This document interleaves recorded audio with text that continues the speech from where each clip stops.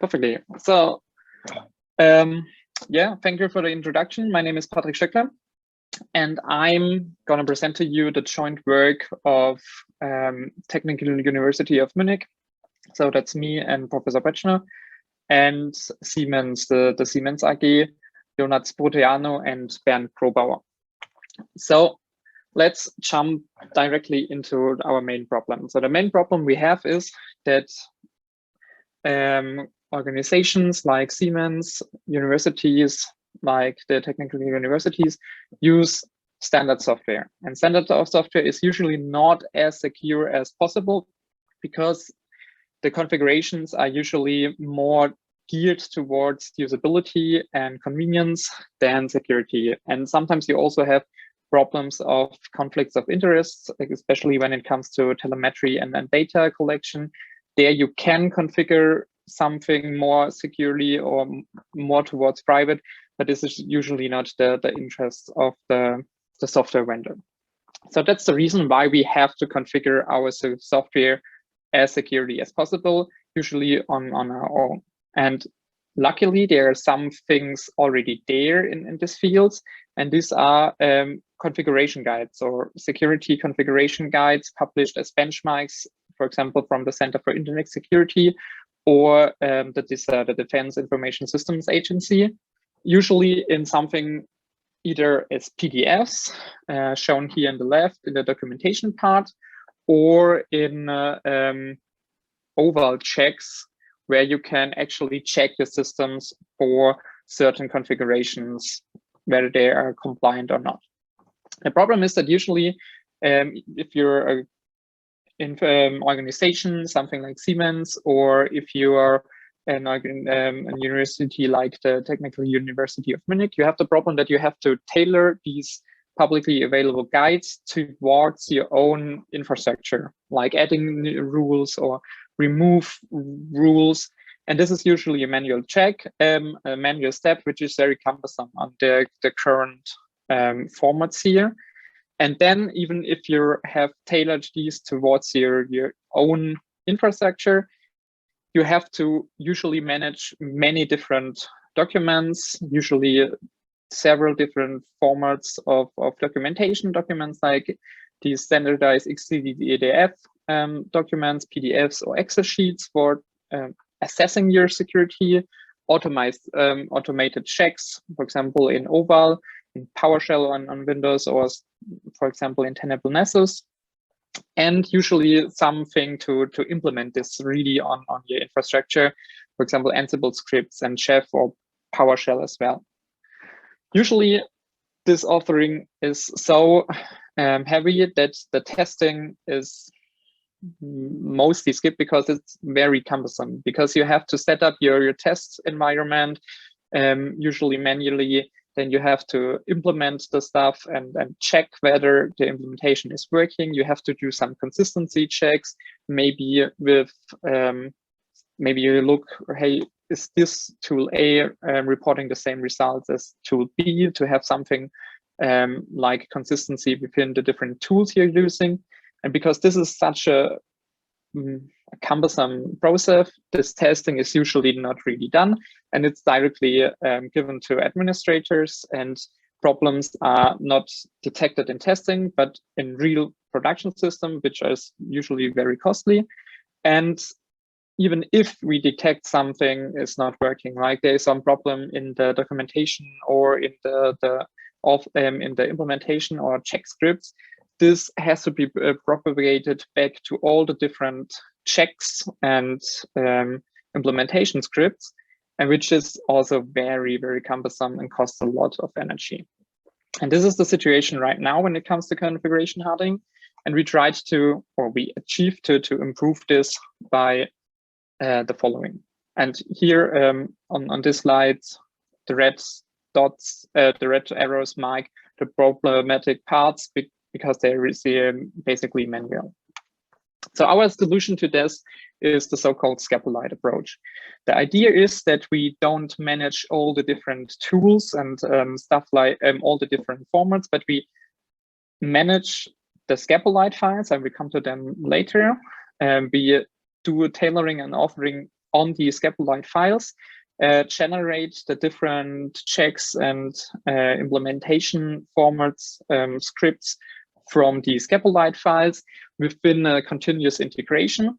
We verify that certain things are correct using really a continuous integration like you notice from normal software. We generate these artifacts to directly give them in the end to the administrators.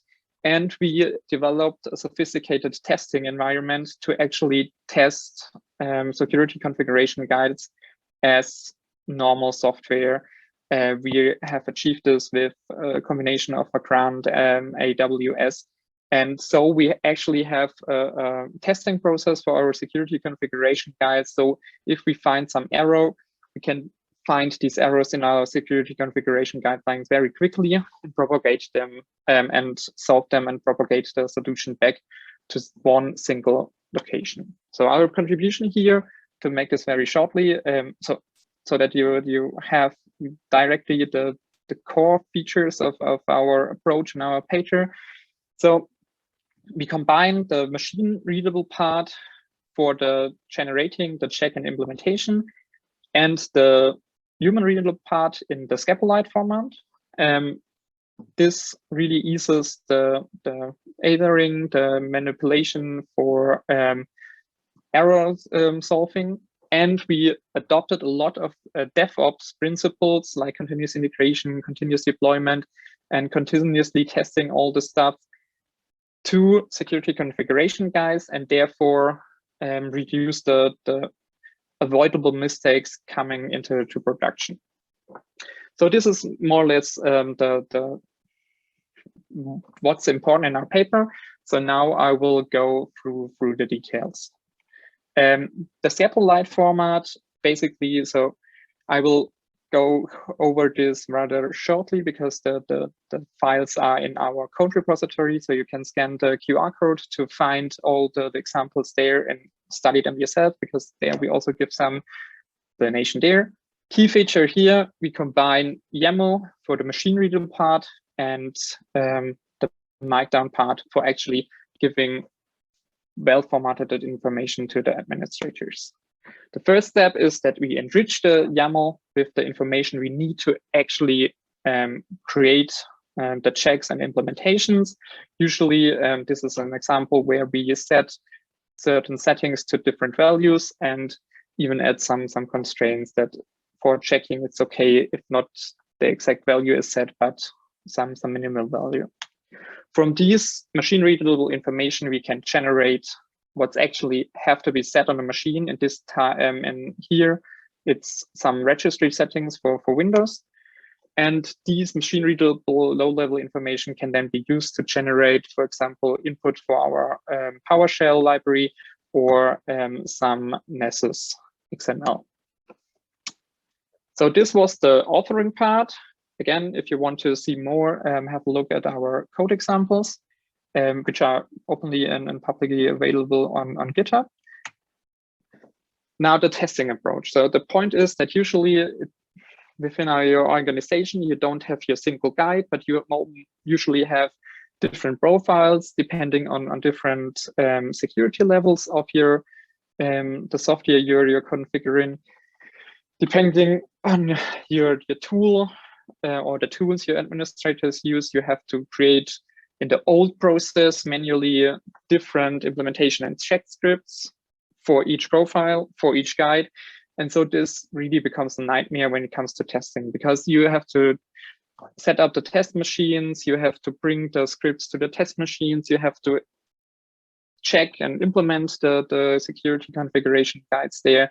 Then you have to collect the test results. You have to compare them to each other or to old tests. And this takes a lot of time. This is why this is not really done very often. This is why we improve this by automating almost every step that could be automated using Python and Ansible and Vagrant. So we use Python to generate the stuff. We use Ansible to bring the stuff to the machines. We use Vagrant to spin up the different instances on AWS we then use Ansible to get the results back, compare them via Python, and in the end only present some sophisticated information to the author of the changes, for example, to security configuration guides. The checks which should be executed are defined in another YAML format. So here you can specify, again, for time reasons, very shortly, if you're interested, if you're working in a company, or if, have a look at our examples. The administrators, the security officers can define these tests, in this case, a static test, so that, for example, one rule of a guide has no automation and the ID of the rule. Then also dynamic, so what should be started and what should be used. And in this case, the first step is the check all step, and then we can define what is our expected results here. After that, we want to apply a guide, like really configure all the different rules, like deactivate this or activate this firewall. But we can also say, hey, deactivate or don't apply certain rules, because this might be problematic in our test scenario.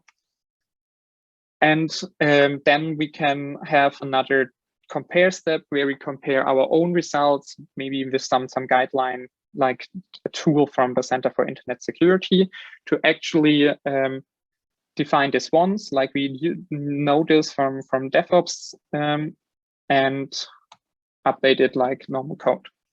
In Siemens, we have they have implemented this using some normal GitLab instance, where you can then have the different steps of the continuous integration pipeline as listed here. So you can, it's basically like you test your normal software, and if something goes wrong, this is presented as this, like other testing frameworks to the author of a certain guide. What have we detected or prevented with stuff like this is really problems like the example here. So there was one rule which, so there were new rules added to existing guide, and the pipeline reported some bug. And the problem was here an ordering problem, that some rule applied after the new rule. So the existing rule with the ID has changed from compliant to non-compliant, and the newly added rule was applied after the previous rule and overrode this implementation. And this could have been a problem in the production if this rule was not compliant anymore. And there have been some potential remediation, like changing the rule of the order of the rules, or adjusting the implementation, or adjusting the check. But this is something which would have been maybe never, but very, very late detected without our tooling. So to conclude my talk, sorry for rushing through this in that speed at the end of the day. The conclusion is very simple. So if we want to use software, we have to configure them securely. If you want to use your configure your software securely in your industry context, then you need those guidelines, but you also have to break out them constantly, and you have to adjust them to your needs. And to do this, you need some good format. This is Scapolite, and you need some good process. We know the things from software engineering. So we took software engineering techniques to build a DevOps process for security configuration guides with continuous integration, with continuous deployment, and can so really reduce the risk of misconfigurations and potential security flaws based on them. That was my talk. Thank you for listening. And yeah, I'm open for questions.